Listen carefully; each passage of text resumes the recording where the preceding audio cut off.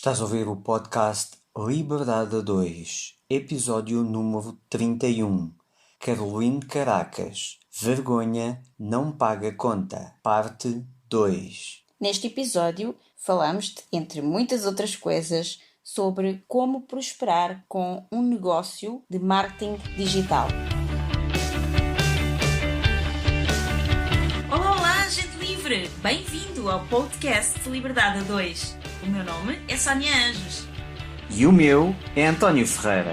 Somos ambos coaches e mentores de negócios que geram liberdade.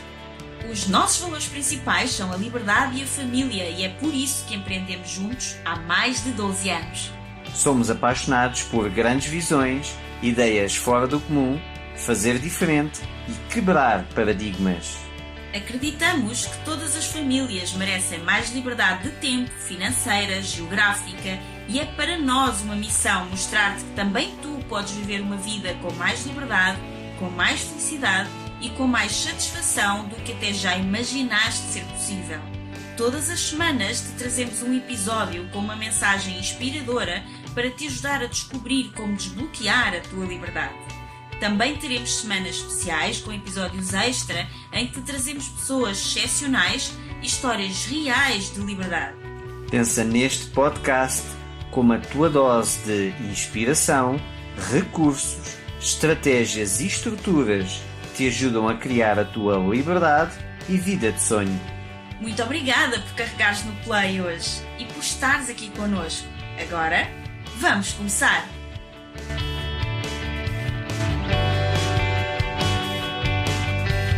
No episódio de hoje continuamos a conversa com Caroline Caracas. Se ainda não ouviste a apresentação de quem é Caroline Caracas e sobre o que é que estamos a falar, então aconselho-te a ouvir primeiro o episódio anterior a este. Mas se já ouviste o episódio da semana passada, então já sabes do que é que estamos a falar. E hoje vamos continuar a nossa conversa com a especialista em marketing digital, Caroline Caracas. A Caroline vai falar-nos sobre como ter um negócio digital rentável, quais os primeiros passos que precisamos de dar para criar o nosso negócio digital e ainda muito mais além disso. Então fica para ouvir o episódio de hoje. Caroline, que conselhos é que tu podes dar aos portugueses para poderem começar um negócio digital ou transformar o seu negócio num negócio mais digital? Porque eu acho que também muito o que aconteceu agora, já fica aqui também um exemplo para muitas pessoas, negócios crescem na pandemia, não só diminuem, também negócios crescem. Alguns crescem muito, né? Como aconteceu contigo. E aconteceu contigo muito esse crescimento gigante na pandemia, eu penso justamente por isso, porque as pessoas andavam a adiar há muito tempo ter um negócio digital e quando chegou a pandemia, assim, ou tens um negócio digital ou não tens negócio. Né? Exatamente, então, eu vi muito isso. Porque agora eu quero fazer tudo aquilo que tu andas a ensinar há 6 anos, eu quero fazer tudo hoje. Né? Então, isso, isso, exatamente. E o resultado não é hoje, né? Mas algumas pessoas até têm resultado bem rápido, isso é um fato. Então, qual que é o teu conselho assim, para as pessoas fazerem essa transição para o digital, para começarem a ter... Porque eu sei também que aqui em Portugal, tu quando vieste para cá também sentiste isso, que não havia essa vontade ainda, né, dos portugueses de comprarem os cursos online, ainda estava tudo muito, muito apagado aqui, né? Eu sinto um pouco que ainda não tem essa urgência, aquela história da necessidade. Nós somos muito movidos quando o calo aperta, né? Quando a necessidade realmente se torna urgente. Agora ninguém precisou fazer gatilho da urgência porque a urgência aconteceu, né? Então, tipo, o Covid foi a urgência na vida das pessoas e realmente as pessoas estão procurando. O conselho que eu posso dar é a forma que eu sempre começo alguma coisa, que é estudando. O estudar, ele não é só isso que vai salvar a pátria, porque tem gente que é estudante profissional o resto da vida, né? Aprendedor profissional fazendo 1000 cursos e não coloca nada em prática. Então você tem que ser um aprendedor, você tem que ser um fazedor e você tem que ser vou criar um termo aqui agora, um ajustador. Ajusta a rota, porque o que você estudar, quando você fizer, você vai ver que algumas coisas se aplicam para o seu nicho, para o seu negócio ou não, nos seus testes, e você vai ter que ajustar algumas vezes, né, no meio do caminho. Então, isso é um clássico de planejamento, PDCA, né? Planeja, depois você desenvolve ACT, Plan, Do, Check and Act. Então, é óbvio que você vai ter que fazer ajuste. Mas o primeiro passo é sempre adquirir o conhecimento. O que eu diria é que, para vocês que estão me ouvindo, que já estudaram muito e não colocaram nada em prática, então o seu próximo passo é colocar em prática. Você já tem o conhecimento. E aí tem gente que fala assim, não, vou comprar mais um curso. Isso é uma forma de adiar. E a gente sabe que muitas vezes a pessoa, ela já tem aquilo tudo. Ela só não tomou nenhuma iniciativa ainda para testar na prática algumas coisas. Então, seja consciente. Se você está há anos estudando esse troço e está procrastinando e não fez nada, cria seu perfil no Instagram, começa a gerar conteúdo, começa a construir seu nome, começa a construir sua marca e colhe um pouquinho daquilo que você já estudou para você ter motivação para investir em novos conhecimentos e novos cursos, né? Para você dar próximos passos. Se você está zerado, não entende nada desse mundo, não sabe nem para onde vai, qual é o seu primeiro passo? É adquirir algum conhecimento. Então, é comprar cursos, seguir pessoas, né, interessantes que falem do assunto do seu interesse e que você se identifique, e isso já é natural, as pessoas estão deixando de seguir pessoas, realmente estão se focando em algumas, porque a outra coisa que está acontecendo é a overdose de informação, que está gerando muita ansiedade. Então, eu estou vendo já um movimento natural de deixar de seguir algumas pessoas e focar em algumas e seguir a linha daquelas pessoas. Então, eu acho isso muito saudável. Eu mesma faço isso, tá?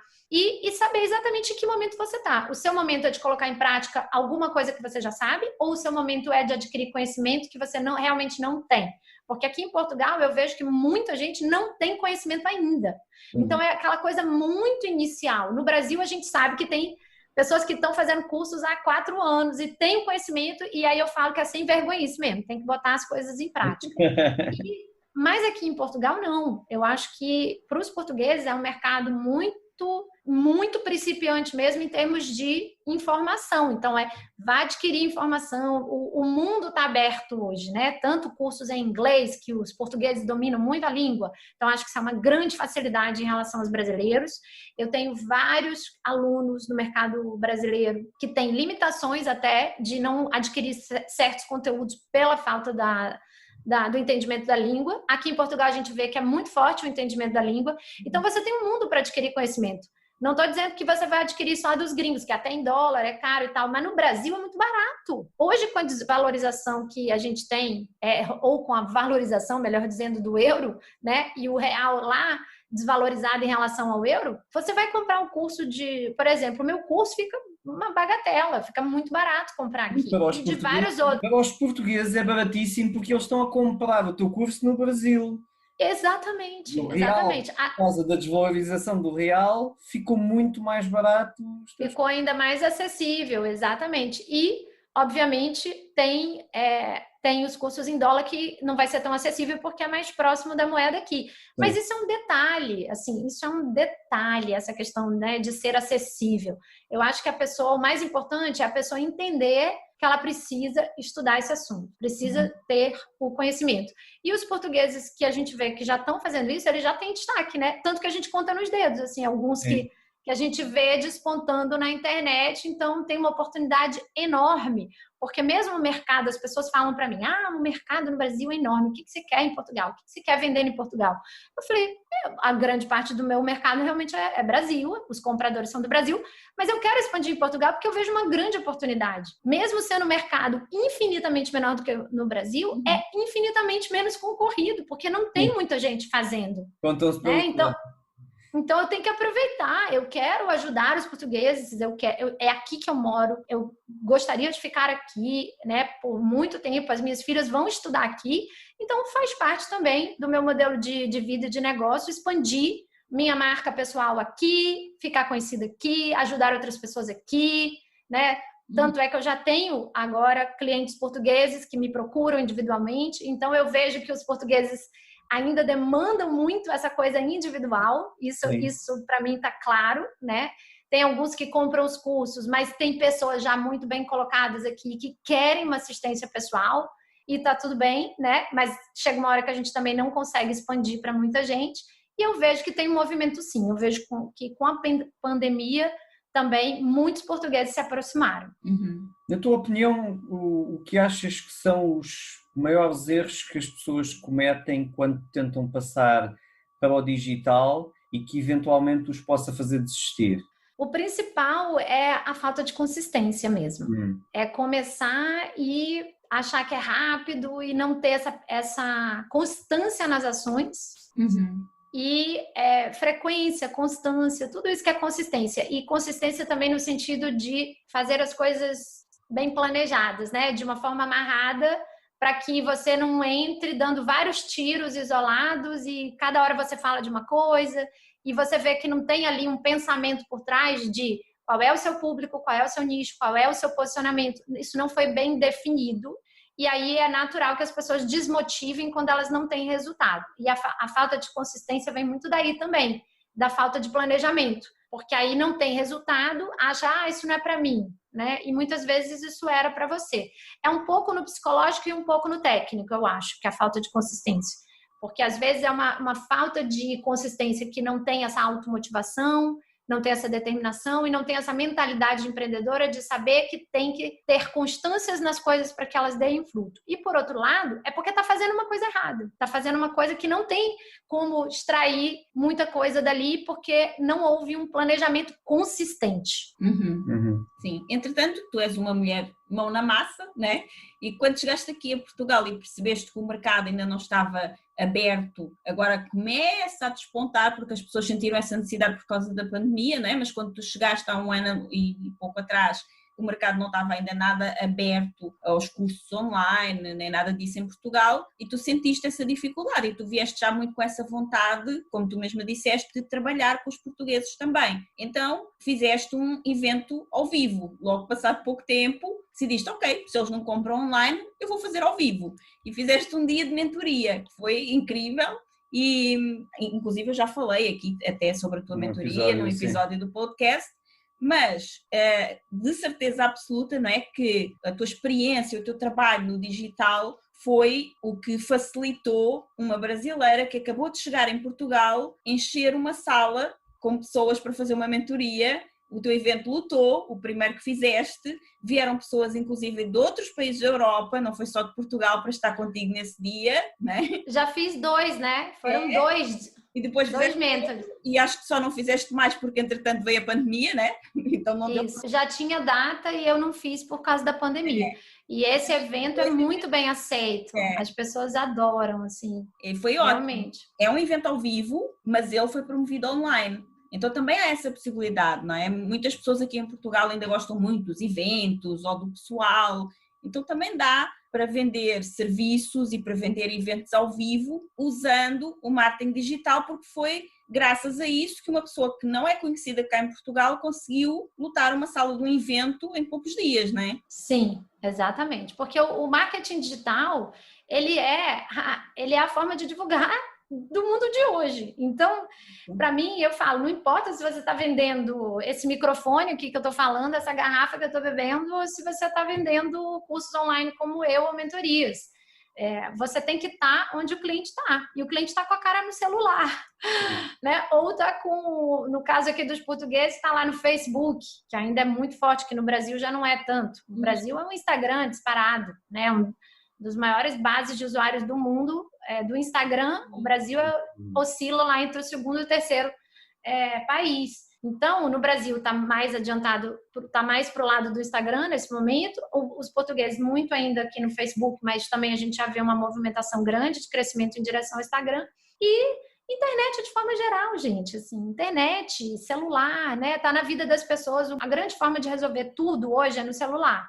E se você vende qualquer coisa, você tem que se acostumar e buscar conhecimento nessa área para divulgar. Muita gente confunde marketing digital com o empreendedorismo digital, e são coisas diferentes, né? Sim. O empreendedorismo digital é você formatar o teu negócio de forma online, a entrega dele, se vai ser produto digital, se vai ser e-commerce, tem vários modelos. E o marketing digital, ele pode ser usado e deve ser usado para negócios offline, para uma hamburgueria, para uma imobiliária. Eu tenho cliente aqui que já me contratou, que é profissional liberal na área de arquitetura, design de interiores, e hoje recebe clientes que não a conheciam pelo Instagram. Então, a divulgação online. Hoje está realizando projetos que era o sonho da vida dela, está fazendo hotéis e não sei o que em outra cidade. Tudo veio através do Instagram. Uhum. Tenho cliente aqui, dona de imobiliária, tenho cliente aqui em Portugal já que são professoras espirituais da área de desenvolvimento pessoal. Então, todas as áreas. Olha, eu citei design de interiores, citei a imobiliária e citei a área de desenvolvimento pessoal. Então, são 3 negócios totalmente diferentes que os portugueses hoje são clientes meus aqui, portugueses. Sim.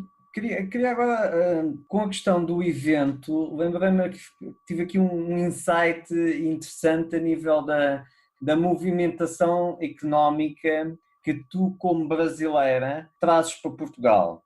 E que eu acho que as pessoas, incluindo o governo português, devia refletir e pensar ainda mais sobre isso. Apesar de, na minha opinião, estar atento. Mais o governo do que as pessoas.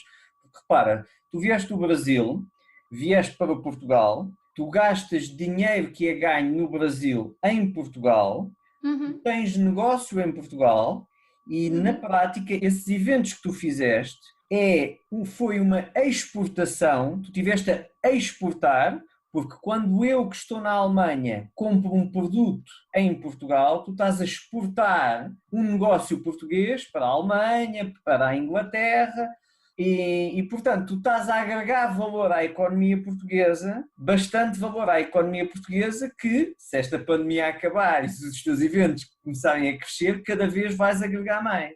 E nesse sentido eu gostava de saber qual é a tua experiência como brasileira a viver em Portugal e a empreender em Portugal. Qual é a tua experiência, tanto a nível de receptividade das pessoas, receptividade a nível do governo, facilidade, dificuldade, o que é que achas que poderia ser diferente, o que é que achas que poderia ser melhor?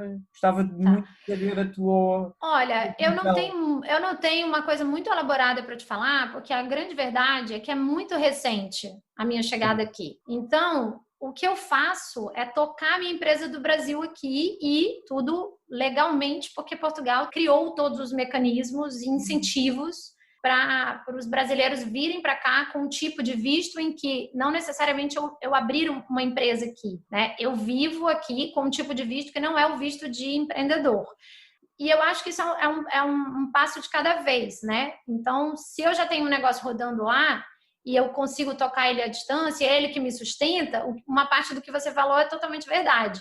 Eu trago o dinheiro para cá, pago todos os meus impostos lá, pago as taxas de transferência e injeto dinheiro aqui. Injeto dinheiro em turismo, injeto dinheiro em restaurante, injeto dinheiro em alimentação e também injeto o dinheiro que eu ganho lá produzindo, por exemplo, um evento como esse aqui. Porque um evento pequeno, com pouca gente no início, não é nem de perto que me dá dinheiro. É muito mais uma exploração para conhecer o mercado e ver o que ia acontecer. E foi uma experiência...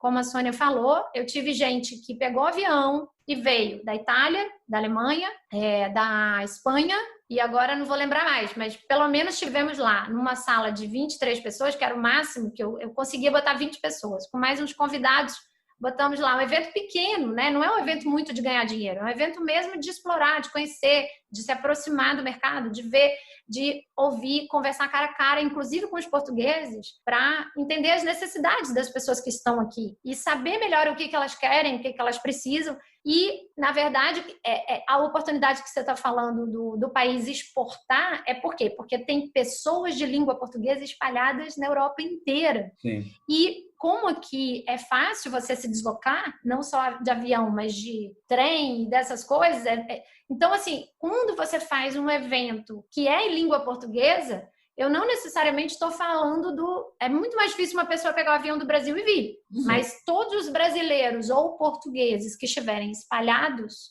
em vários países da Europa têm muita facilidade de se programar e vir com baixo custo, tá? Sim. Então, eu tive gente que pegou o trem lá e veio do Porto, né? Que mora no Porto.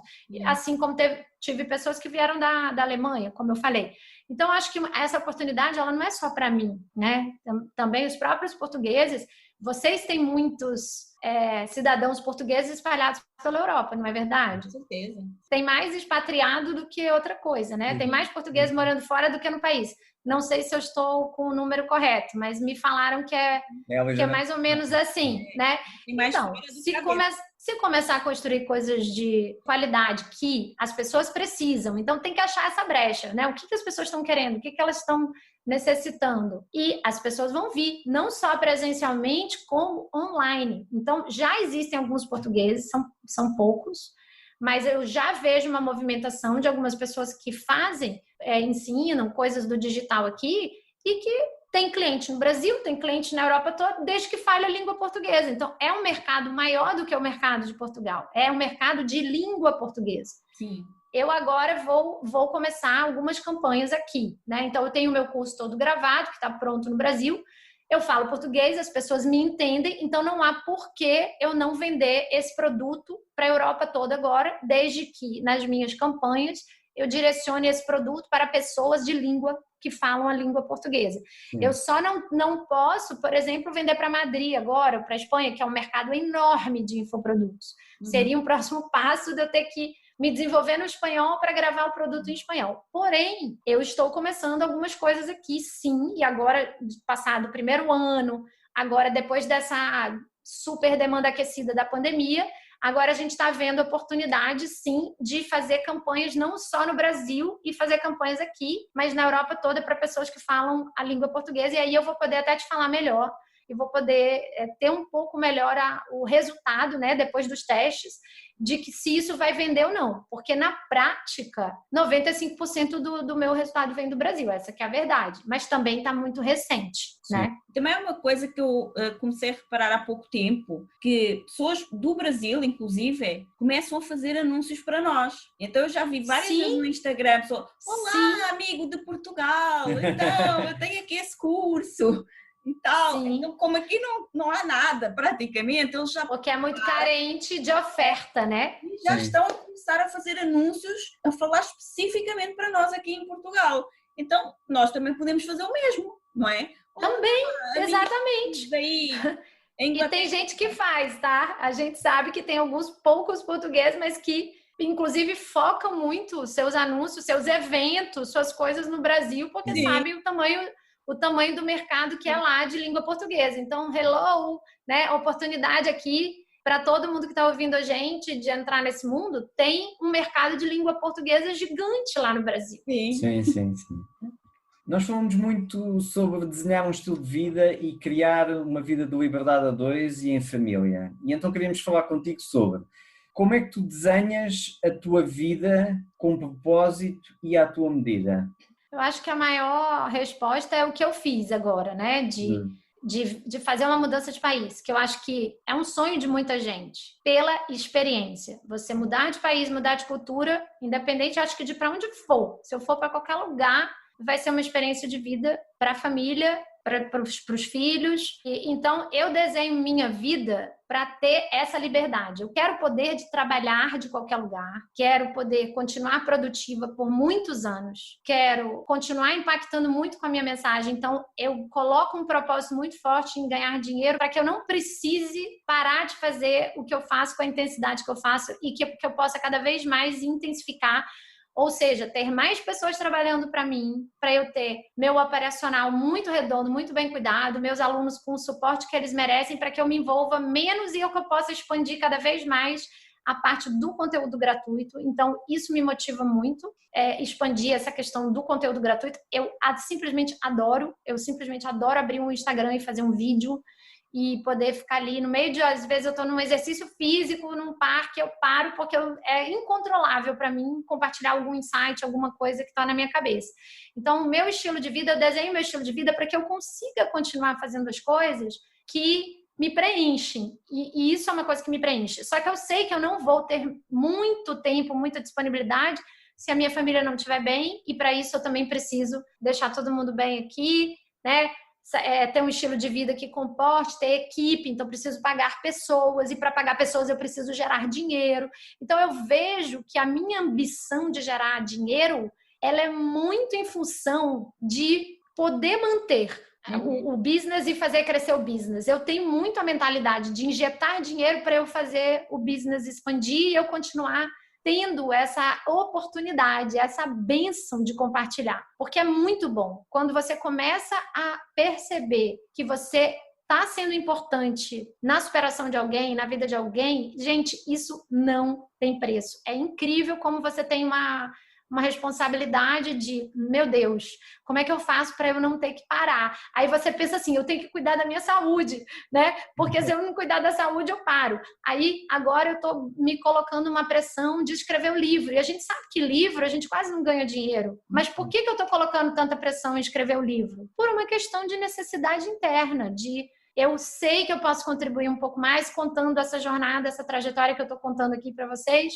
e motivar muito mais pessoas a alcançarem essa liberdade usando o digital. Então, eu sei que eu posso fazer isso também. E eu desenho a vida nos meus termos para que eu consiga alcançar essa sensação de liberdade, esse equilíbrio de vida, que é uma coisa que eu busco muito, ainda não alcancei, ainda estou desenhando muito isso, ainda luto muito contra algumas tendências minhas, tendências workaholics e tal, e crenças e comportamentos arraigados que eu trago da minha carreira corporativa, tá?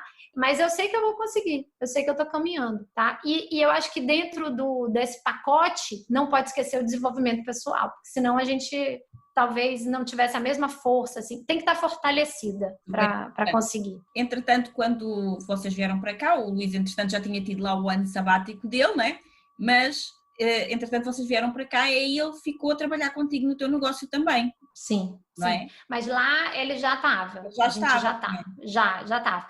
Não, mas é preciso dizer que ele teve o gostinho de lançar o próprio produto depois que a gente chegou aqui. Então, isso foi importante também, porque ele ficava muito ali como suporte, editando, criando, usando os talentos dele, né? Que eu também tenho muita sorte, essa que é a verdade, de ter uma pessoa tão qualificada que trabalhou anos com isso e deu um upgrade, assim, no meu material, né, nos meus vídeos, nas ideias e tudo. Então, ele é uma parte muito fundamental do negócio, ainda que não apareça muito, e teve o gostinho de lançar o produto dele.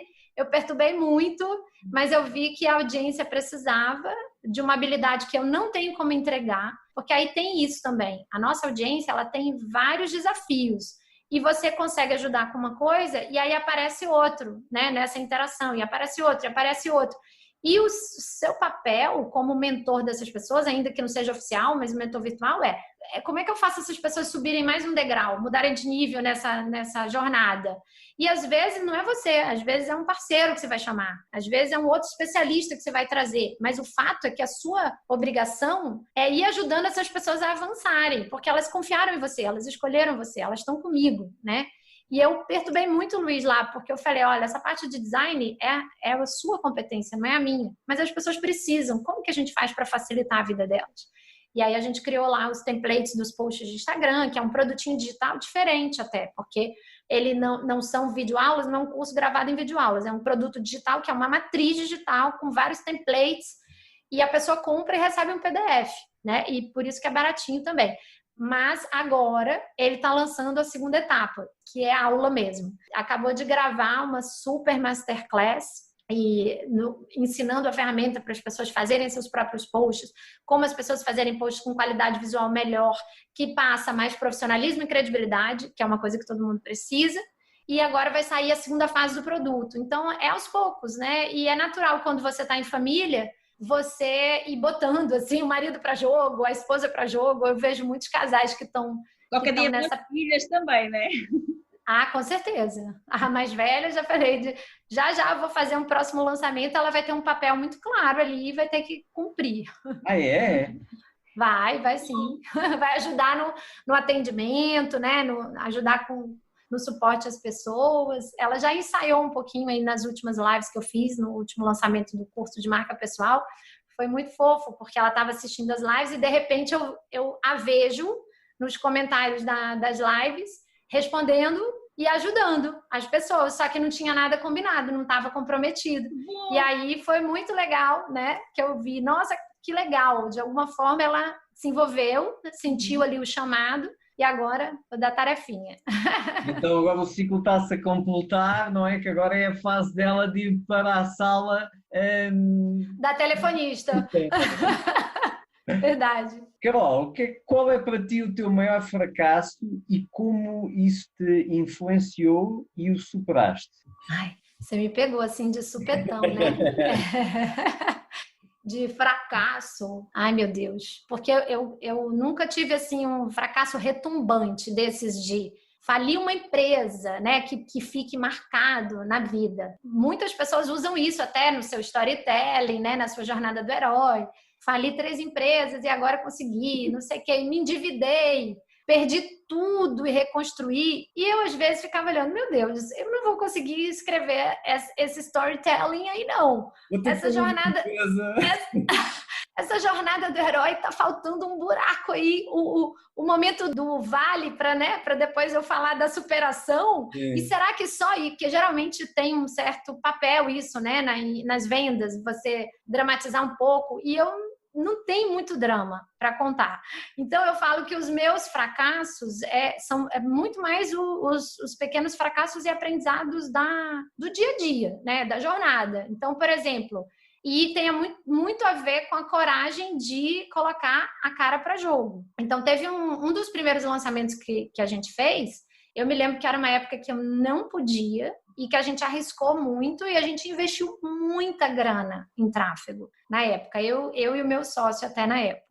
E para você ver como eu não estava muito focada em tirar o dinheiro do negócio, né? Porque a gente queria era que o negócio tivesse uma exposição, sim, tivesse tração. Então, isso mostra muito um pouco de quem eu sou, que é uma pessoa focada no médio e no longo prazo. Porque eu estava sempre muito focada em construir uma marca. E a gente não constrói uma marca se a gente também não investir para ter exposição dessa marca, né? Ter visibilidade. E muitas vezes isso implica, né, de você abrir mão de tirar dinheiro para você reinvestir na sua própria marca, reinvestir em campanhas, reinvestir no crescimento do negócio, reinvestir em freelancers para fazer uma melhoria no negócio, para construir um site melhor. Então, depois que eu cheguei em Portugal, eu refiz completamente meu site. Era um dos projetos que eu tinha lá.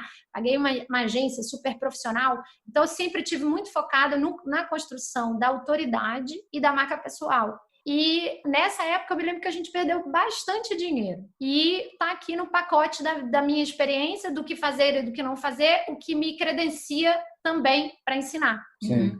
Porque eu vejo muitas pessoas hoje ensinando baseado na teoria num curso que elas fizeram. Mas aí, tipo, elas fizeram um curso, mas elas nunca implementaram, e aí elas querem ensinar aquilo que elas nunca implementaram. É complicado, porque só quando... Não estou dizendo que não seja totalmente possível, tem coisas mais técnicas que são possíveis, mas você conseguir orientar de forma completa, tipo assim, não faça isso porque eu já fiz e deu errado, é diferente, né? Então, acho que é muito isso, assim, sabe? Esses pequenos fracassos. Pequenos erros que eu vou sempre compartilhando, eu estou sempre falando com a galera.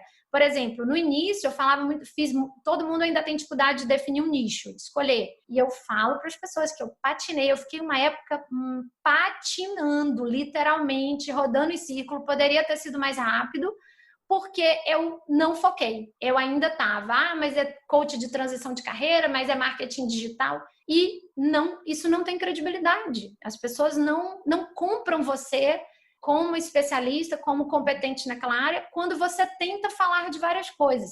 Então, isso é um erro que eu sempre falo para as pessoas. Não façam isso, porque eu fiz, só que eu demorei mais. Então, quem definir o seu nicho mais rapidamente e for consistente com ele, principalmente no barulho que a gente está na internet hoje, muita competição, vai ter resultado mais rápido, tá?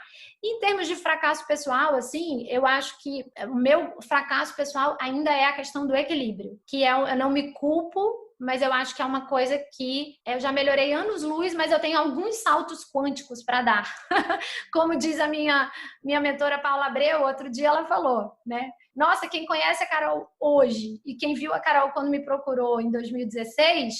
é tipo assim, 500 e muitos por cento, 1000% é outra pessoa. E eu percebo claramente como isso foi fruto de trabalho, de busca, né? Porque quando na época eu cheguei e entrei no Mastermind, eu falei para ela, olha, eu não vim por causa tanto do marketing, eu já tenho muito resultado, eu vou aprender muita coisa, mas eu quero ser uma pessoa mais leve, eu quero me fortalecer, eu quero melhorar meus hábitos. Eu dormia muito de madrugada, péssima de autocuidado, e hoje em dia eu vejo que eu ainda oscilo. Quando eu tiro o pé do autocuidado, eu tenho consciência muito mais rápido e volto muito mais rápido.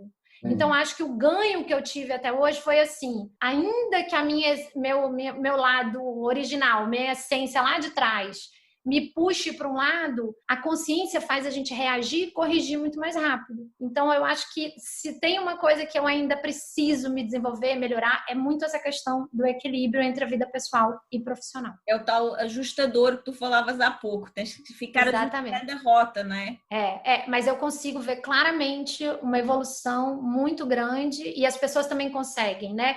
E eu acho que até o negócio, o projeto, ele prospera mais quando você consegue isso. Porque as pessoas te veem diferente, você tá mais descontraída, você tá mais leve, você tá diferente. Eu acho que é deixar um pouco dessa luz brilhar, que todo mundo tem.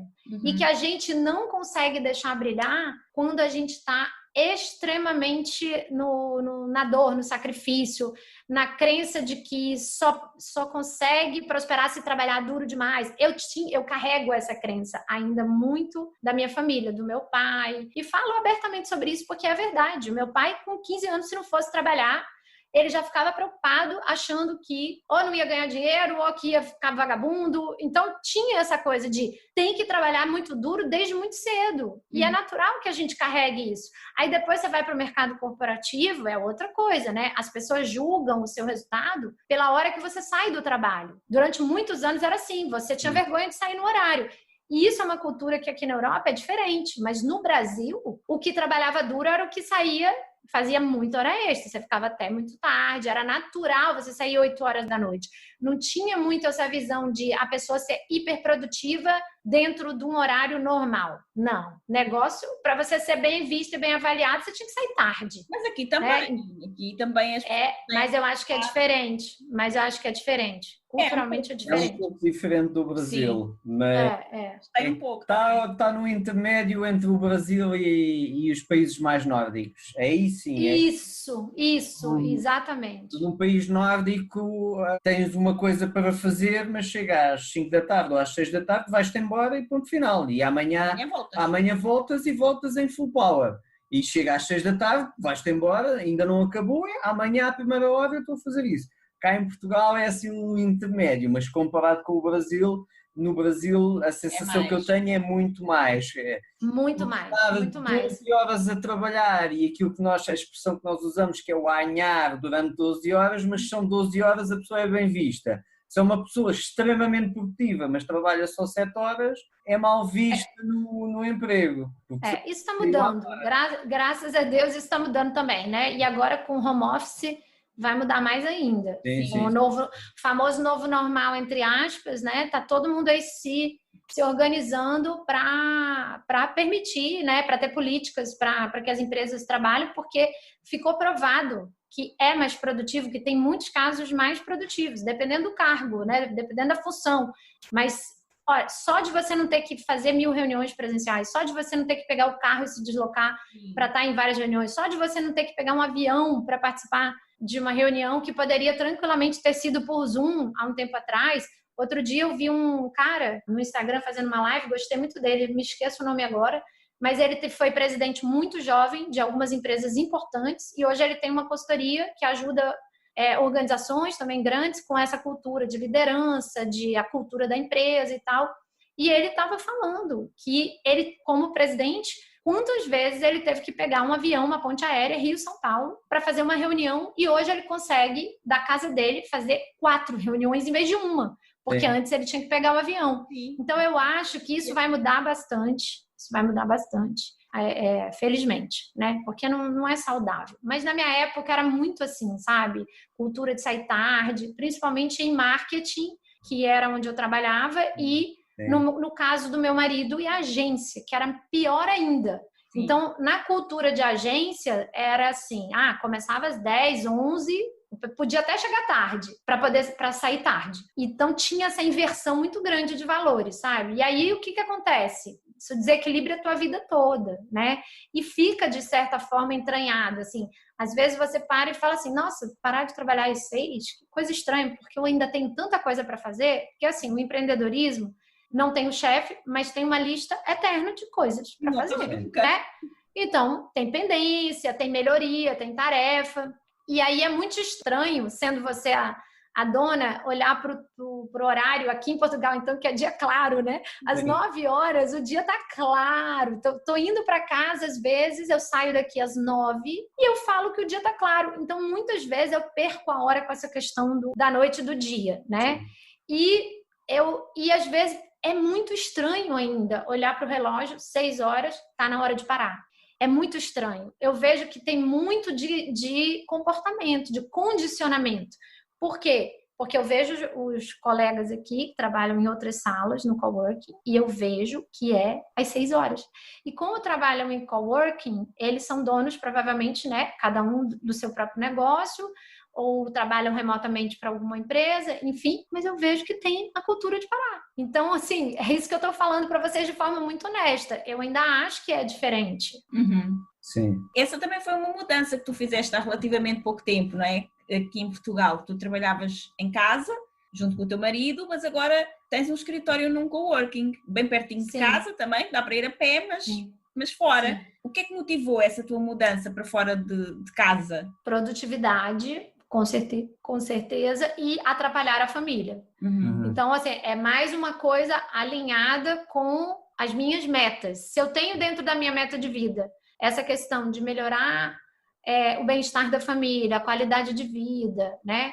E até para elas não pegarem tanto ranço do meu trabalho, porque eu percebi, não sei se tem essa palavra aqui, ranço, tem em Portugal? Vocês falam? Não, tanto pegar ranço? Para mim já tem, mas eu acho que não. A palavra existe, não sei se tem a mesma, não acredito. Como é que a mesma conotação. Ah, não? Então me corrijam aí que talvez eu tenha... O que é que tu queres dizer com ranço? Pegar um bode, assim, implicar com o trabalho, pegar um certo trauma, uma certo repelir, né? Repelir o nosso trabalho. Então, eu percebi uma melhora muito grande nisso.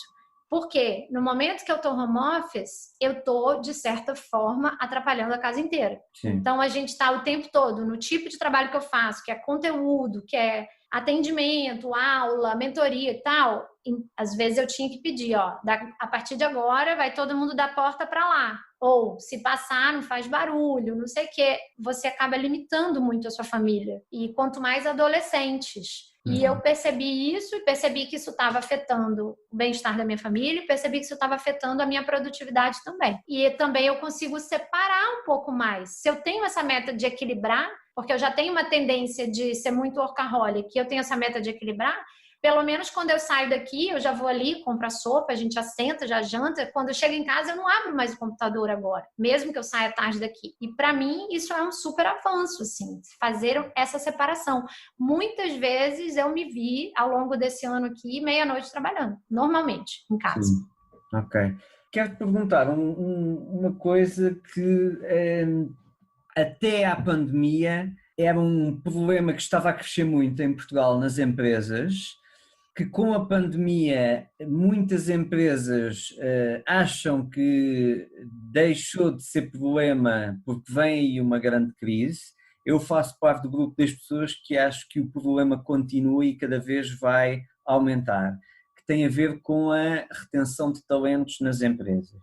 Isto porquê? Porque conforme tu disseste no início do episódio, no teu tempo de corporativo, não é? Há 10, 15 anos atrás, nós vivíamos para o trabalho e o objetivo, nós fomos educados, formatados para encontrar um bom emprego numa boa empresa e ascender a uma carreira extraordinária nessa empresa. Essa era a formatação. Atualmente, a nova geração não vê isso dessa forma, não acha minimamente interessante isso, vê que se eu tenho competências, talentos e habilidades, então eu vou empreender porque ganho mais dinheiro, tenho mais liberdade, em vez de estar a dar dinheiro para o outro. Até, normalmente, quando nós começamos, nós pessoas da nossa idade, começamos a trabalhar, o objetivo era entrar numa grande multinacional e fazer carreira nessa multinacional. A nova geração, o objetivo continua a ser entrar numa grande multinacional, mas para ganhar competências e aprender e depois sair para ir empreender.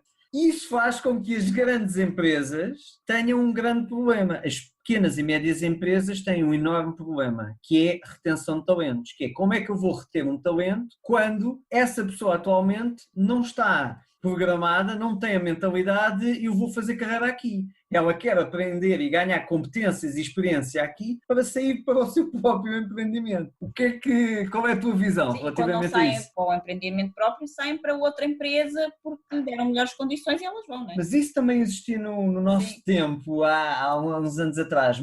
Mas agora o objetivo das novas gerações não é eu quero fazer uma carreira corporativa. Há muito o conceito de eu quero aprender aqui tu própria. Disseste que a parte corporativa deu-te uma série de valências e de aprendizado que alavanca drasticamente a Carolina empreendedora. E então, na nova geração, existe muito esse interesse, que é, eu não quero entrar numa multinacional para fazer carreira aqui, eu quero entrar numa multinacional para fazer escola aqui e depois sair. Sim. E então como é que a multinacional retém um talento?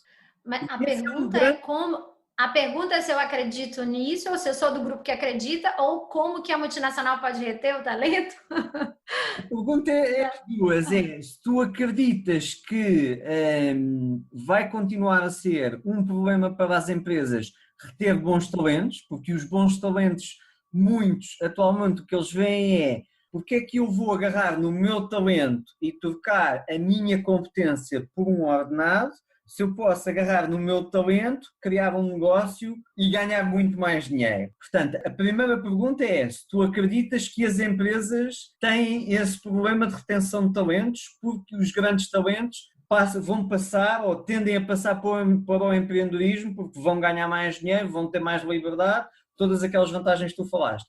A segunda pergunta é se tu tens algum conselho para dar ou se achas alguma solução para as empresas reterem talentos. Bom, acredito totalmente. Apesar de eu não interagir muito com esse público mais jovem, mais millennial, né? Porque não é muito o público hoje que me segue e que conversa comigo. O meu público é um público feminino, já numa segunda etapa de vida e de carreira. Então, já teve filho, tá com aquele bichinho do propósito incomodando, quer trocar de carreira, quer ter uma vida com mais liberdade, muitas vezes quer sair do emprego, ou é uma autônoma que está há 20 anos ralando no presencial e quer alavancar com o digital. Então, Sim. Esses são os dois tipos de persona que eu tenho. O profissional liberal se encaixa aí nesse segundo grupo também.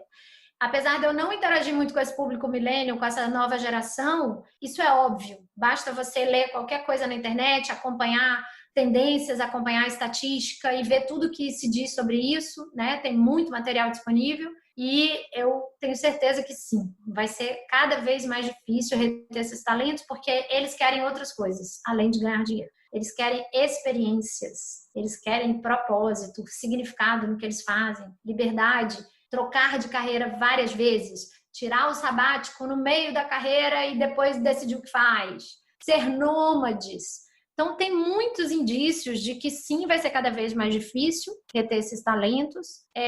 Em Portugal, especificamente, eu não tenho muita propriedade para falar, porque a gente sabe que é um país com uma educação excelente e que exporta talentos porque tem pouco emprego, poucos bons empregos. Então, eu não sei ainda, não tenho propriedade para te falar se as pessoas aqui, se esses jovens têm essa mesma mentalidade do geral ou se ainda tem a mentalidade tipo de o sonho é garantir um dos poucos bons empregos numa multinacional daqui. Então, eu não vou falar de uma coisa que eu realmente não domino.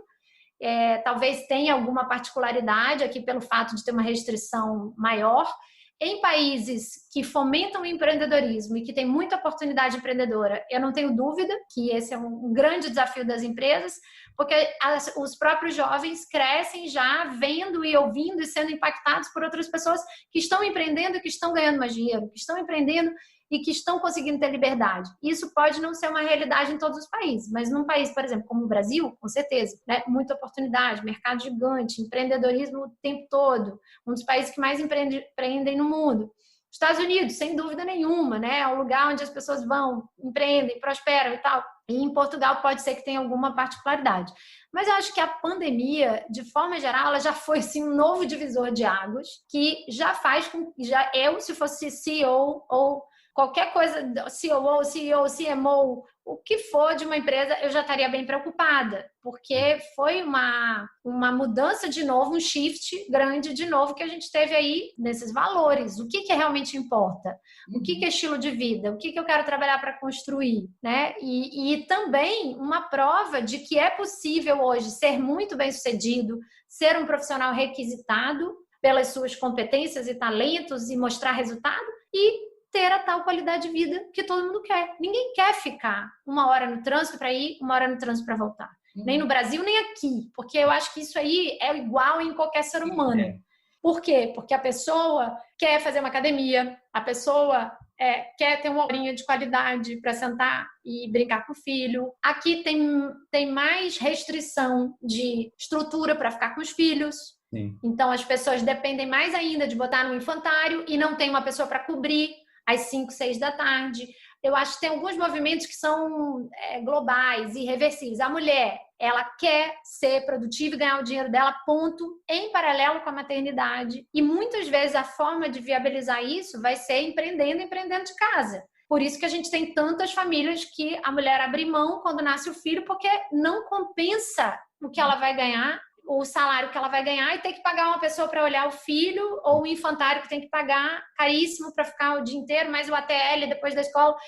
Esse é um movimento global, tanto da geração milênio quanto das mulheres, né? E dos vários segmentos da sociedade, e dos homens também, que querem fazer sua ginástica, querem fazer sua academia, não querem pegar trânsito. Só por esse aspecto eu dizia que sim, né? E eu acho que o que as empresas têm que fazer é se preparar rápido para ser uma dessas empresas que vai permitir esse novo modelo de trabalho, que vai dar oportunidade para as pessoas nesse novo modelo de trabalho. E para isso home office, processos bem estabelecidos, métricas bem estabelecidas, como aquela pessoa que está em home office vai ser mensurada, que indicadores ela tem, que processos, que ferramentas a gente vai usar. E eu acho que as empresas que agora derem mais treinamento, que correrem mais para montar novas políticas, vou dar um exemplo, eu tenho uma amiga no Brasil que é diretora de RH da L'Oréal, ou não sei exatamente o cargo dela, se é diretora de RH, mas ela estava me dizendo que ela está trabalhando de casa, ela mora no Leblon, sim, que ela já agora na volta, né, ao novo normal, já tem alguns dias que ela vai poder trabalhar de casa e que ela já está, durante a pandemia, tomando várias iniciativas no sentido de criar políticas claras e desenhadas para quando, na volta, assim que eles decidirem abrir, ela sabe já que vários funcionários vão vir pedir isso e procurar isso, ainda que reduzam o salário. Sim. Vão querer novas propostas e novos modelos. E eles querem estar preparados para ter políticas para dizer isso sim, isso não, para o seu caso tem essa aqui que se adequa, para o seu caso não, para não perderem as principais pessoas. Sim. O conselho seria exatamente esse: se antecipe às demandas que você vai receber.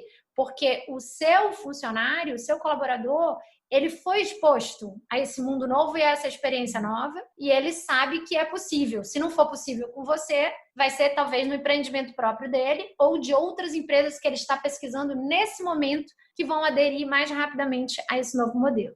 Se calhar está na hora das empresas venderem as empresas aos funcionários e não só... Tem que criar uma marca. A empresa tem que criar uma marca de cultura, a partir da sua cultura. As empresas trabalham muito marca da corporação ou dos produtos, pensando no mercado do consumidor final, para fazer vendas e faturamento. E eu vejo claramente uma nova oportunidade, um novo movimento e cadê aqui é quase que a empresa se tornando uma pessoa, né? O movimento do personal branding é muito isso, né? De nós querendo ser... As pessoas querendo ser marcas, porque isso valoriza e a pessoa pode cobrar mais, é mais requisitada e tal. Beleza. Mas o outro movimento também está acontecendo, que são as marcas das empresas querendo personificar, humanizar um pouco mais.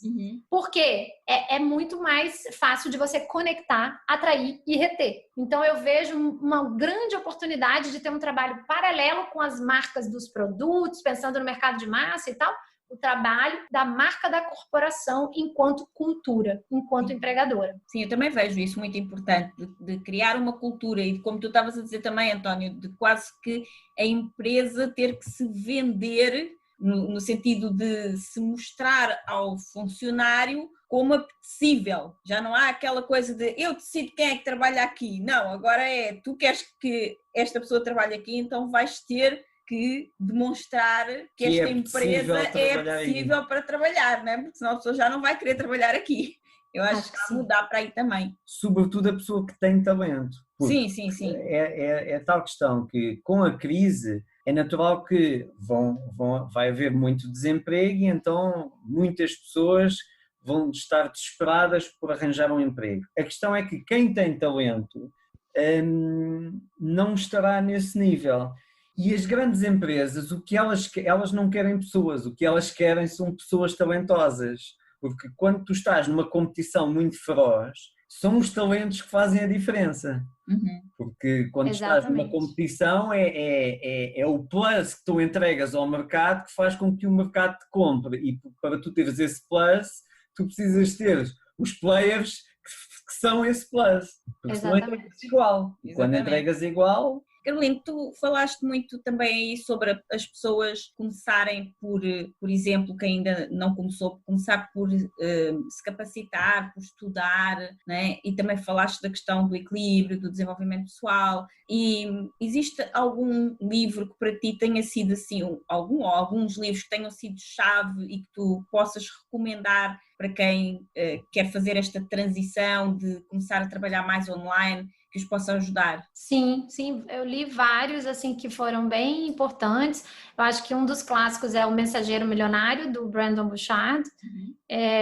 Também tem um livrinho basiquinho, mas que é muito bom para crenças, né? Especialmente sobre dinheiro, que é O Segredo da Mente Milionária, e eu falo dele porque quando a gente sai de empregado a empreendedor, às vezes a gente leva, né? A gente sai do emprego, o emprego não sai da gente, então a gente leva várias crenças sabotadoras que atrapalham muito em relação à mentalidade financeira do dinheiro. E o outro, que é uma paixão, acho que é um dos poucos livros que eu carreguei na minha mala aqui para Portugal, é o livro da Arianna Huffington, que é sobre equilíbrio, né? Que é sobre o que aconteceu com a vida dela de executiva e que um dia ela caiu mesmo, teve um burnout, caiu e poça de sangue no chão porque partiu a testa, porque não conseguiu nem perceber que não conseguia parar. E hoje ela é embaixadora dessa questão do sono, da importância do sono para a nossa vida, para a produtividade. Saiba o que precisa para se sentir realizado. Eu adoro esse livro. Super, super recomendo. E Escolha Sua Vida, da Paula Abreu, que também é um dos meus livros de cabeceira. Acho que mexe muito, principalmente para as pessoas que querem fazer uma transição. Não é para todo mundo, mas conecta muito, né? As dores dela quando saiu de estar lá como advogada bem-sucedida. Então tem muito a ver com muitas pessoas que têm uma história parecida assim, com a nossa. Sim, e muitas pessoas agora, então, depois da pandemia, já estavam a pensar nisso. Agora ficaram ainda com essa vontade ainda mais acesa, não é? De fazer essa mudança, seja de sair de um emprego para criar algo novo seu, seja para até mudar alguma coisa no seu próprio negócio, porque nós falamos muito aqui no podcast dos empreendedores que vivem, nós chamamos a gaiola dourada, que estão presos no seu próprio empreendimento e não conseguem também ter esse equilíbrio que tu falas. Então, o nosso podcast traz muito essa questão do desenvolvimento pessoal, do autoconhecimento, justamente para que as pessoas possam encontrar esse equilíbrio que lhes dê mais liberdade. E nós aqui falamos muito de liberdade e hoje falamos muito sobre isso neste episódio. Pode cair naquela tendência ou naquele erro de as pessoas pensarem que a gente não faz nada, e não é nada disso. A gente trabalha muito também, só que nós temos liberdade de escolher a que horas começamos, a que horas terminamos, e de procurar muito essa questão do equilíbrio, que é muito essencial, não é? Não temos necessariamente que parar às 6, como tu estavas a dizer, se não quisermos, mas também não precisamos de parar todos os dias à meia-noite ou virar a noite trabalhando, não é? Então é muito essa questão de encontrar o equilíbrio. Esse eu ainda não li, já vou querer ler esse livro também. Eu adoro. E cabe lembrar que o Escolha Sua Vida, da Paula Abreu, foi publicado aqui em Portugal também. Então, nós tivemos na apresentação, eu estive no lançamento. Isso, contigo. Exatamente. Então, assim, quem quiser ler o português de Portugal mesmo, raiz, tem opção também, né? Mas a tua vida. Escolha a tua vida. Tem muitos livros aí importantes, eu estou constantemente lendo e quando vim para cá tive que desapegar de muitos livros, dei para muitos amigos queridos. O outro que eu não paro de falar é tipo a minha bíblia da busca do equilíbrio, porque quando eu falo de equilíbrio eu não quero tipo assumir aquele lugar aqui de que olha, essa é a minha especialidade, porque não é, né? Eu sou uma buscadora nisso, uma buscadora muito consciente, né? Muito forte. E Os 4 Compromissos, do Dom Miguel Ruiz, é o nome do livro. Então, esse realmente é livro de cabeceira para a gente se lembrar o tempo todo de várias coisas. Não é fácil, mas a gente tem que lembrar, porque o desafio é grande. Sim. Como é que tu imaginas a tua vida daqui a 5 anos? Fazes planos a longo prazo? Mais ou menos. Eu não sou muito de visualizar coisas no longo prazo, não. Mas eu consigo visualizar coisas assim, em relação às filhas. Sim. Eu consigo pensar nesse momento agora muito em apoiá-las em relação à escolha de faculdade, educação. Consigo imaginar elas assim, saindo de casa e cada uma indo estudar para um canto e a gente podendo estar perto, assim, sabe? Sim. Relativamente perto.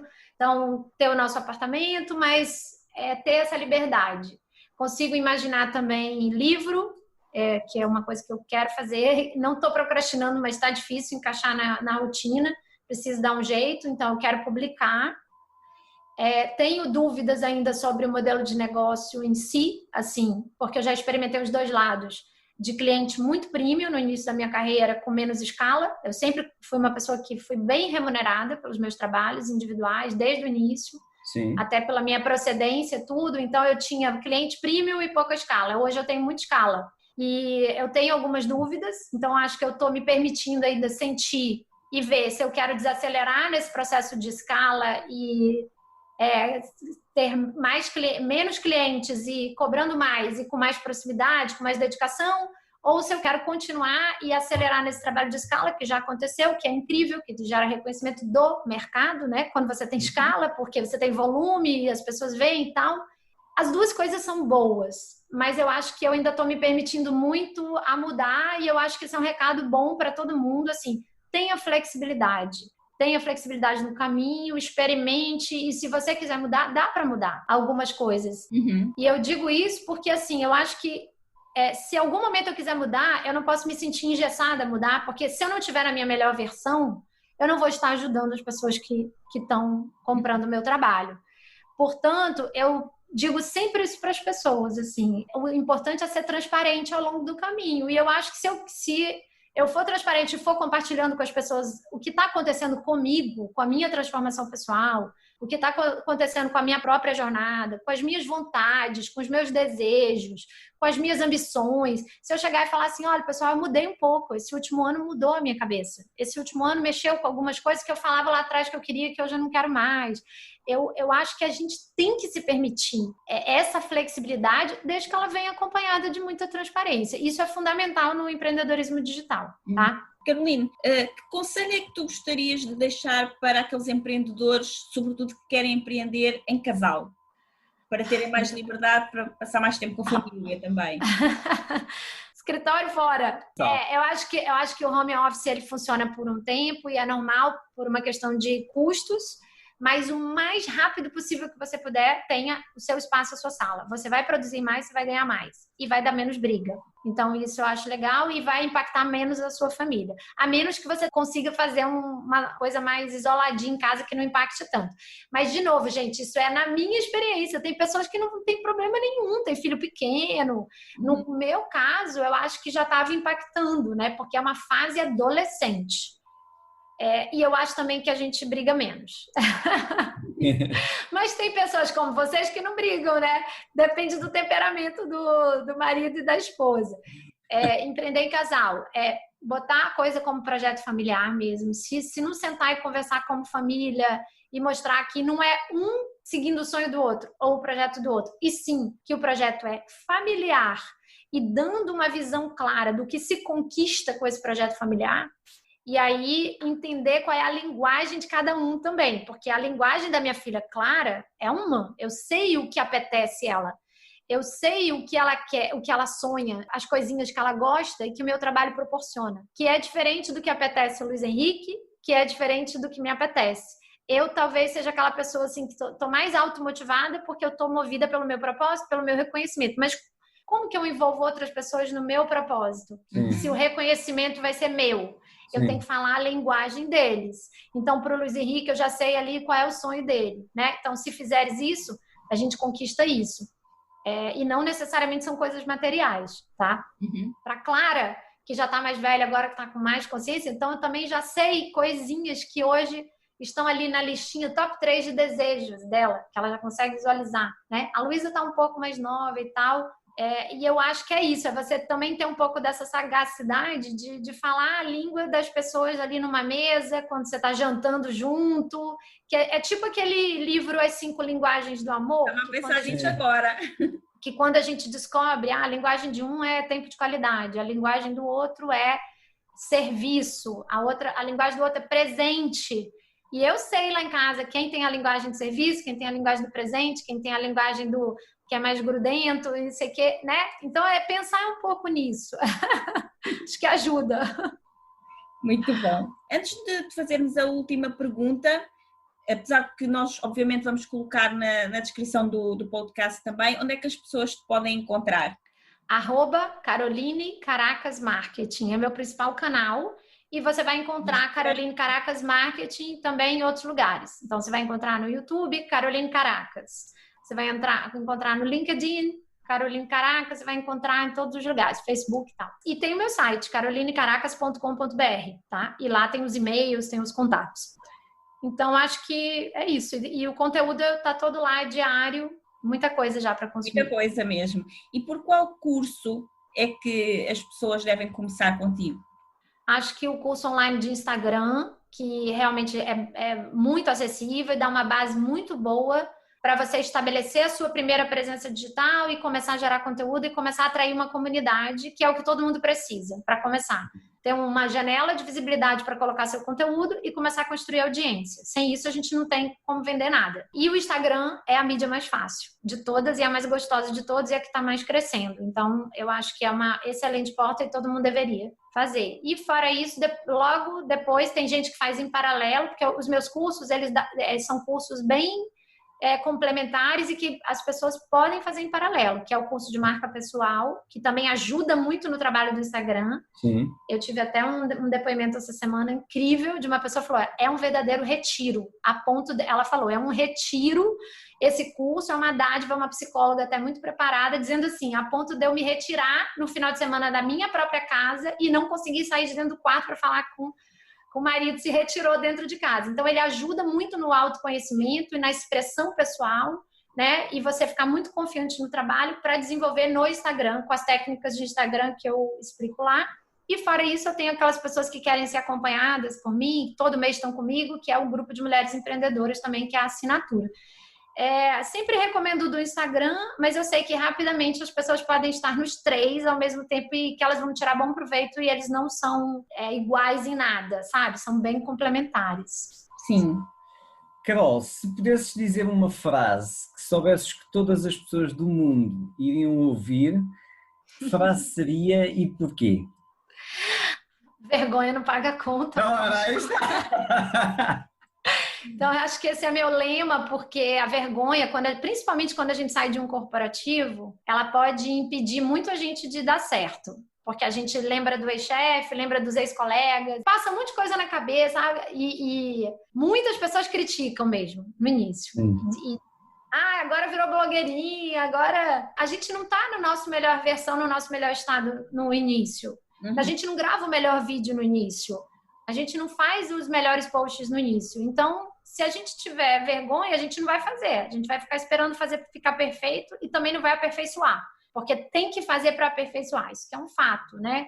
Eu sou contra aquela coisa de feito melhor que perfeito, se isso prejudicar a sua imagem. Mas se não estiver prejudicando, ou seja, mas ainda está longe do que pode ficar em termos de ficar bom, né?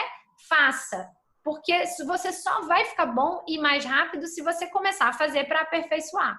Então, acho que essa é a frase que as pessoas mais se conectam quando eu falo e que ela dá mais resultado, ela dá muito resultado para muitas empreendedoras. Só isso eu já vi pessoas ganharem dinheiro porque me ouviram e resolveram fazer alguma coisa. Tipo, naquele dia, falaram, cara, minha loja não estava vendendo e aquele vídeo, aquela frase, aquele contato com você fez naquele dia eu fazer tantos stories e eu comecei a vender e aí desabrochou e aí parece que ativou alguma coisa em mim. Então, acho que essa é uma frase muito legal. E a outra que eu gosto muito, que aí é muito mais a versão que eu quero ter. E eu fico o tempo todo usando isso como gatilho para me conectar com ela. Porque o vergonha não paga conta, realmente eu já vivo essa versão, né?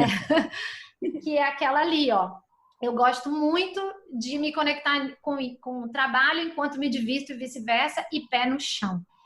Essa frase eu coloco mais como um alvo, um objetivo para ser leve, para procurar o equilíbrio e o tempo todo com o pé no chão, porque eu acho que cérebro e coração junto é a parceria perfeita. Sim. E há pouco também tu estavas a falar da Paula Abreu, da tua mentora, e há muito pouco tempo eu vi alguma coisa dela, um vídeo ou um stories no Instagram, que alguém estava a dizer, mas eu não sei fazer vídeos como você faz e tal. E ela, menina, vai lá para o meu YouTube, coloca tudo para baixo, tudo, vai até o primeiro vídeo e vai ver aquela Paula lá. Vai ver sou eu. Exatamente. É isso aí. No meu também. Ninguém começa assim, né? Como ela já é, como tu já és, ninguém começa assim. Exatamente. Mas para isso é preciso seguir essa filosofia do vergonha não paga conta. Eu acho que é. Funciona, viu? Recomendo. Muito bem. Carol, muito obrigada. Foi incrível. Temos aqui... Eu que agradeço. Um conteúdo maravilhoso, com muito mais do que dicas, não é? Mesmo com estruturas para as pessoas poderem agarrar e seguir na vida delas. Então, foi muito bom. Um manual mesmo. Muito bom. Muito obrigada. É isso aí. Eu agradeço de coração e espero mesmo que tenha ajudado aí para desempacar, para inspirar algumas pessoas. E nunca esqueçam de pegar uma história e refletir sobre ela, né? Adaptar para o momento de vocês e para o estilo de vida de vocês e para o contexto, para as condições que vocês têm. Não reproduzam nunca uma história ou os passos de alguém sem refletir sobre eles. E só mesmo para terminar, eu queria só dizer uma coisa que faltou há pouco. Eu trabalho muito com histórias e em ajudar as pessoas a transformarem a história da vida delas. E muitas pessoas falam que não podem contar a história delas porque não tem nada, entre aspas, de especial. Ou seja, como tu estavas a dizer, não tem aquela jornada do herói que tem um grande fracasso e depois ele superou e foi um grande herói. E as pessoas não sentem isso porque não tiveram assim nada, nem uma infância terrível, nem uma empresa falida, nem nada disso, né? Então a vida sempre seguiu normal. E quando o António te perguntou sobre os teus fracassos, ou o teu grande fracasso, nós conhecemos, já tínhamos ideia que seria mais ou menos a resposta que tu deste, mas foi muito de propósito também para te ouvir dizer o que tu disseste, para que as pessoas possam entender que a história delas é válida, é muito valiosa, mesmo que não tenha acontecido nada de grave, né? Porque chegar ao ponto da pessoa desejar, eu queria que me tivesse acontecido alguma desgraça para agora poder contar como é que eu superei, não vale a pena. Se tiveste a felicidade de não te acontecer nada de grave, que está bom, ótimo. Está ótimo. Agradece e avança. Exatamente. E é um pouco isso, não é? Porque no dia a dia todos nós temos aqueles nossos pequenos fracassos que a gente supera, mas nem todo mundo tem que ter assim um drama gigante. Um drama, uma perda de um ente querido, né? Uma coisa. Eu vejo que tem pessoas que têm histórias muito mais envolventes, porém, eu quero ressaltar agora que você falou uma coisa. É muito mais difícil de abrir mão de uma coisa que está indo bem e que tem muito sucesso, do que quando a gente tem um fracasso retumbante. Eu, pessoalmente, acho. Sim. Então, eu acho que a mensagem que eu gosto de passar com a minha história é a coragem. Porque exige muita coragem você mexer num time que está ganhando.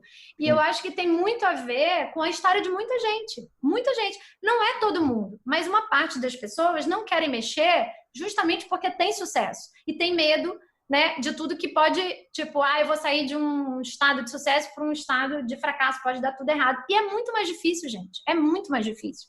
E eu, ontem, por acaso, eu escrevi no Instagram, essa foto que eu postei ontem, ela fala disso. É um trecho da música Shallow, né, do filme que todo mundo conhece, A Star is Born, Nasce uma Estrela, da Lady Gaga, é uma das músicas que eu mais adoro.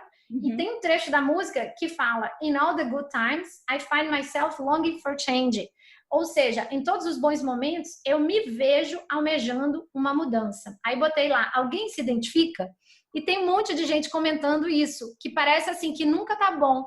Mas não é no sentido de ingratidão, é no sentido de evolução. E eu sou assim, mesmo nos bons momentos, eu penso em como eu posso mexer, ou qual é a próxima coisa que eu vou fazer diferente, ou qual é a inovação que eu vou colocar, ou qual é a próxima coisa que eu quero conquistar. E isso pode ser quando está indo tudo bem. Quando está indo tudo bem, tem alguma coisa que você pode mexer e fazer melhor. Isso exige coragem. Eu costumo dizer que eu já queria empreender, eu já queria fazer algo para mim na minha vida, mas eu costumo dizer que eu tive a sorte de ter sido despedida em 2007. E eu digo que tive a sorte porque eu não sei se eu tivesse um trabalho que era bom, que ganhava bem, não é? Se eu teria tido a coragem de sair para fazer aquilo que eu realmente queria fazer e realizar o meu sonho, entendes? Então, exige realmente muita coragem. Eu tive essa sorte porque eu tive um empurrão, né? Agora mesmo, algumas pessoas com isto da pandemia ficaram sem trabalho e tudo mais, tiveram um empurrão. Aproveitem a onda agora, foi o que eu fiz. Porque quem não tem esse empurrão, quem está lá com a vida boa, resolvida, né? Ganhar bem, com um bom estatuto profissional. O dinheiro e a segurança. Com segurança, com dinheiro, com indicadores de que a carreira vai continuar a evoluir. Aí é que é preciso coragem. Aí é que é preciso coragem. Porque se tu perdes o emprego, tu já não precisas de coragem. Tu agora tens que andar para a frente. Sim, agora é uma oportunidade, está ali. Mas tu não, tu criaste a tua própria oportunidade com muita coragem. Por isso que eu acho que a tua história é muito valiosa. Obrigada. Um beijo, gente. Obrigada, assim, muito obrigada pela audiência aí. Quem quiser pode me procurar, manda um direct que eu vou ficar muito feliz de saber que vocês ouviram esse podcast. Sim, muito obrigado, Carol. Obrigada, um beijo enorme. Beijo. Tchau. Beijinho, querido. Muito obrigada por ouvires o episódio de hoje. Se gostaste do que ouviste, certifica-te que nos dizes isso, deixando-nos a tua avaliação de 5 estrelas e o teu comentário, porque a tua opinião é mesmo muito importante para nós. Estamos no iTunes, no Castbox e nas principais plataformas de podcast. Depois, subscreve o podcast para receberes automaticamente os próximos episódios e, se fizer sentido para ti, partilha-o com quem mais gostas. Também podes ouvir os episódios no nosso site em liberdade2.com. Se ainda não nos segues nas redes sociais, procura por Liberdade 2. Comenta no post sobre o podcast e conta-nos sobre os teus desafios, sucessos e o que queres que falemos em futuros episódios.